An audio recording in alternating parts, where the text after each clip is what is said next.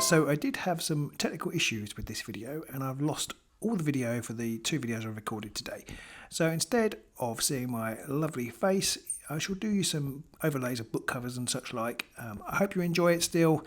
Do let me know if you prefer this format or really don't like it, just want to see my beautiful face, then do let me know in the comments below. Hello everybody, Robin here, back with another book video for you. In this video I'm going to preview what I'm going to be reading in March. I'm actually going to be previewing quite a lot of things I'm not going to be reading in March because my book pile for March is just way too big. There is a reason for this and I will get onto it, but I'm not going to finish it. There's just no way I'm going to finish it. But these are the books I might think about reading in March. So I start with In Ascension by Waterstones. Now I have noticed this has been in the charts too, so I think the Waterstones Science Fiction Fantasy Recommends is really working for book sales. I bought this one, it was the book long listed for the Booker.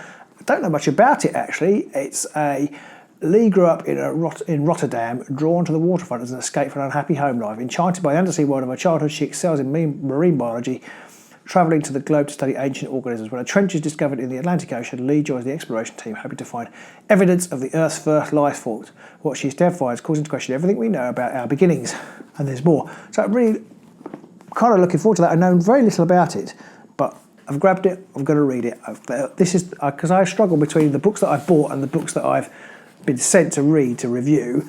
This one is going to go straight on the top to read because it just looks really interesting. Talking about books that I bought but haven't got around to reading, the next one is The Infinity Gate. It's a multiverse book and it's by M.R. Carey. Now, I keep buying M.R. Carey books and then they're the ones that don't get to the top of the pile. I don't know why. I read a long time ago, he wrote a series of graphic novels called The Unwritten series, and they are brilliant. They're kind of based a little bit on Harry Potter, but they are absolutely brilliant and I love them.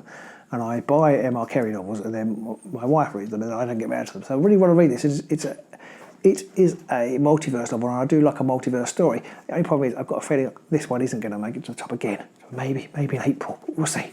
Another book that I've bought that I really want to read, and I've been waiting forever for it, is Jasper Fford's Red Side Story. It's a sequel to Shades of Grey. I never thought I'd see this. I loved Shades of Grey when it came out. I don't know how long ago it came out now, 10, 15 years ago.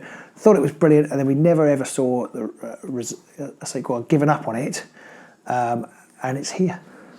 It's here. It's arrived. I saw a tweet about sometime before Christmas from the wonderful Bert's Books in Bath, and so they were pre-ordering it, and I had pre-ordered it, and I've got a little signature in there to Robin from Jasper. I actually met Jasper Fford quite a long time ago when I was working in Waterstones, and he signed another book for me, but there we go, I think I've got that. So I'm really looking forward to reading that. That's probably, so if the In Ascension is going to be my number one read of the books I bought, then this is going to be number two. So poor old M.R. Carey I think is going to be edged out again. Books that I've been sent, let's do the children's books. We'll squeeze those in. They've got Secrets of the Snake Stone. So a mysterious locket, a missing father, a dangerous secret society. This is out on the 14th of March. Another Nosy Crow book from everybody in February. Looking forward to reading that. It's by Pew Dasgupta, I think is a South Asian author, and I'm really looking forward to checking that out. So should we report back? Should be fairly easy, a little palette cleanser. Recently arrived is The Spectaculars from Usborne Books. Harper can't wait for a second year of spectacular training. When a song can send you on a roller coaster, a dance can lift you into the air, and you can send notes to your friends via a mechanical dragon. It's actually a sequel to The Spectaculars, the Four Curses, he says, trying to read that with his glasses on. This is the Wild Song Contest. I have to say, I've kind of just stuck this on the pile without really thinking about it. It doesn't quite look like my sort of thing, but I will try and read it and see whether I enjoy it, because it's always good to open yourself up to new experiences and new authors, so I should give that a go. That is by Jodie Garnish. A book I did read last year, and this is a kind of sequel, well it's not really a sequel, but another one, is The Goblin's Revenge from the Usborne Adventure Game books. If you haven't read these, and you've got children who are kind of into fantasy, and you might want to be luring them down into the path of D&D and such like, I would thoroughly recommend them. They are like the old Steve Jackson and Ian Livingstone fighting fantasy books that I grew up on. The first one I read of these was really, really good, so I'm quite looking forward to checking this one out. The evil wizard Darkmoon is hunting down the last few rebels who dare to oppose him, and the only one who can save them is you! In this magically illustrated adventure, every choice is yours and your survival depends on the decisions you make. Who to fight, who to trust. In a book where nothing is as it seems, even the pictures hold secrets that must be unlocked. One of the things I really liked about the other one of these I read is that the pictures have some puzzles in them too, which is a really nice touch, little visual kind of game to play as well as the reading ones. Then on to the books that I have been sent. Jumpnauts by Hao Jinfang, who is the author of Vagabonds. It's the 2080, the world is divided, dominated by two antagonistic factions, the Pacific League and the Atlantic Alliance. Tensions are high, and the smallest disturbance in the status quo could set the world on fire. And a signal flickering through deep space could just be that spark. As three young scientists form an alliance to decode the signal, they realise that the answers don't only lie deep in space, they also lie deep in humanity's past. Really looking forward to this. I love the cover. I know nothing about it, but it looks fascinating. It's translated by Ken Liu, I assume from the Chinese. I'm just really looking forward to checking that out and finding how good it is. It says recommended for fans of Kim Stanley Robinson's Marsh trilogy, which I really enjoyed, although it's significantly shorter than those. So that's Jumpnauts by Hao Jinfang. Play of Shadows by Sebastian de Castel. I've read one of his. I read his, I think it was called The Maleficent Seven or something like that last year. Very much, the Malevolent Seven. I read The Maleficent Seven and The Malevolent Seven last year, just as a sort of entertaining linguistic exercise. And he's written loads of books, but this one, I haven't read very many of them. This one's The Play of Shadows. It is set in his Greatcoats world, which I haven't read, but it's a new series, The Court of Shadows, Book 1.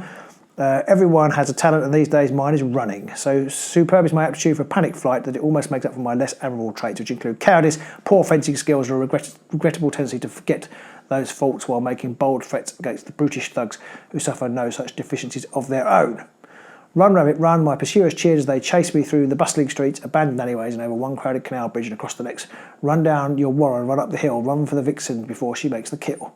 The vixen of all the sobriquets adopted by professional duelists in the city of Jerest, surely Lady Federica del Trazio was the most apt and the most terrifying. So I get a little Venetian vibe there, fantasy Venice perhaps. I'm going to try that out, going to see how that goes. That one might slip into April. I think it's out towards the very end of March, so that might slip into April. Also very likely to slip into April because it arrived today and wasn't even on my list, which is why this big is even, because the pile was big even before I added this one, and now it's even bigger, but it arrived today, and I really enjoyed Sister Song. That's by Lucy Holland, is the son of the Huntress. So she wrote Sister Song, which is sort of set in Celtic Britain, had a sort of Arthurian vibe to it, with some twists for the sort of modern readers, kind of in this vein of quite a lot of sort of feminist retelling type things. And this seems like a similar one. So this seems sort of similar. A warrior queen, a damned immortal, and a curse that must be broken.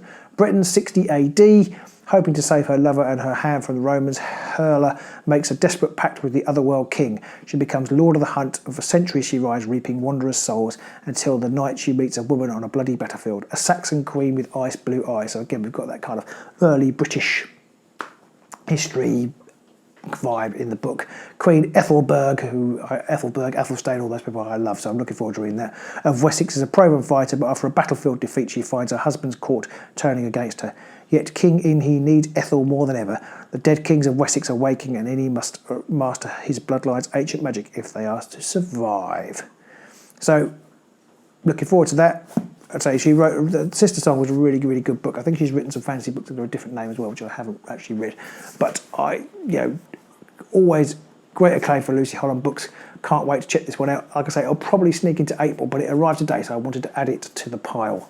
But I say that'll probably be early April, that one. So there you go, that's March. Sorry, it's a bit of a rush. I ended up, as usual, not allowing enough time to record the videos. Then I managed to record a video without pressing record. So it is a bit rushed, but that's my March list.